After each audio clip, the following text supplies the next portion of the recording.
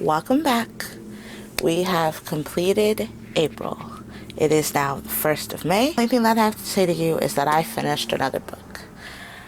There's not going to be like a finale vlog of like lots of reading to finish up the Lady Solver's readathon. I am worn out. I'm tired. April was a doozy. I got a lot of books done. I finished 12 books for the month. That's pretty good. The last book that I finished was By the Time You Read This, I'll Be Gone by Stephanie Kuhn.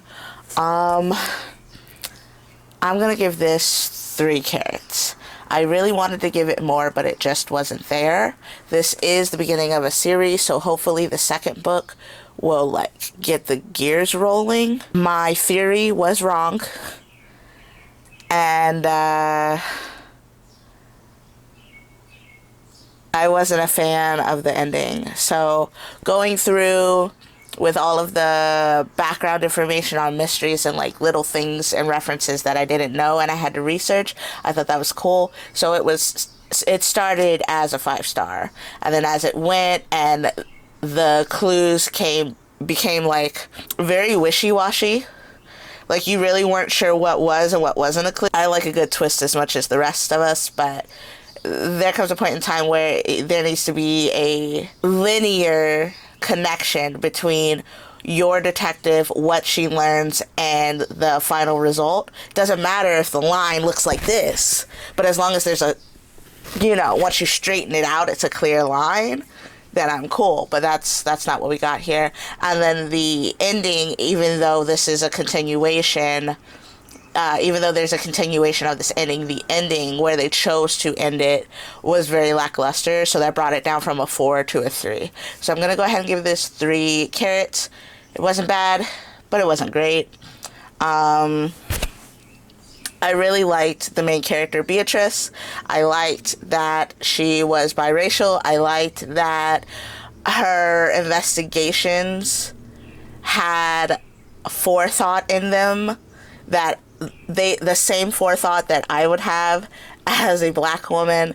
Like, I love mysteries as much as the next person, but there is a reason that a lot of the main characters are white, because there are a lot of ways that white privilege will carry you where being black, being brown will not, especially in a place where Cabot Cove, where they have an entire neighborhood of white rich citizens.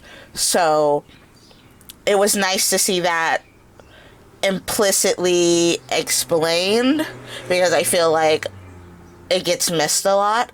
So that was interesting. I liked that. All of the clues, because there was like a mystery, then there was a game. She wasn't sure which clues were to which parts. I liked that. I just didn't like how it ended, or the build up to how it ended. Hopefully book 2 is better, so I'll be on the lookout for that. This is the last video for the Lady Solver's readathon.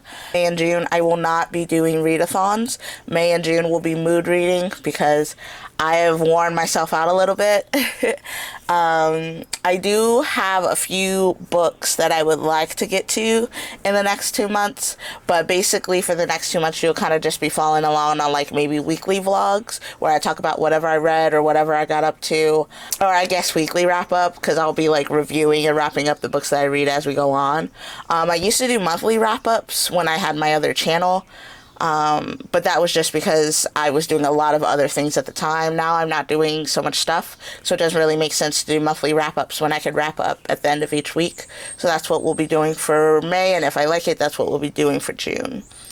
Currently, I am reading the Mary Shelley Club by Goldy Moldavsky. This is the book Girlies club pick. This guy is pretty thick, but I think it's going to move very, very, very smoothly. Last Sunday, we were supposed to get to chapter 5, but because of all the things that were going on in not only my life, their lives, and trying to finish my other 2 readathons, I wasn't able to do it, so we were supposed to get to chapter 5 today, but the book is so smooth that I didn't even realize that I had passed my destination. So I'm technically on chapter 6, so I've got to hide this from myself, because it's so good. I want to know so much more about all of the characters, but essentially this is like Scream. You have a character, Rachel, who went through a traumatic experience, and she goes to a new school. They've got like the it couple, Lux and Bram, and some things are going on with them to where they might not be relationship goals. And they go to a abandoned house for a party, which turns into a seance. Hello, Night of the Demons, anyone? But it turns out to be a prank. And then Rachel learns that there have been a series of pranks throughout the school's history, and it turns out to be a secret society at the school, hence the title.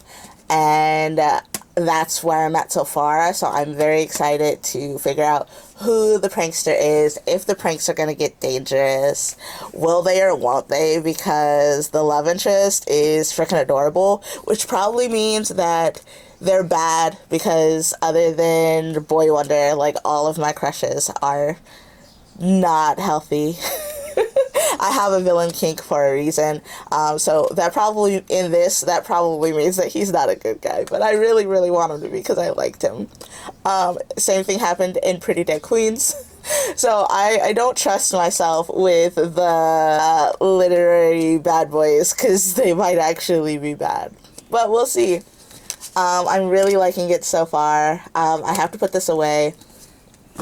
I'm thinking that I'm going to start 5 Survive, but I might read something else. I'm pretty open now that I'm mood reading. I have all these books that I want to talk to you about and read, and now I've got the time to do so. So that's what I'll do. Thanks so much for hanging out with me, and I'll see you next time. Sleuth on.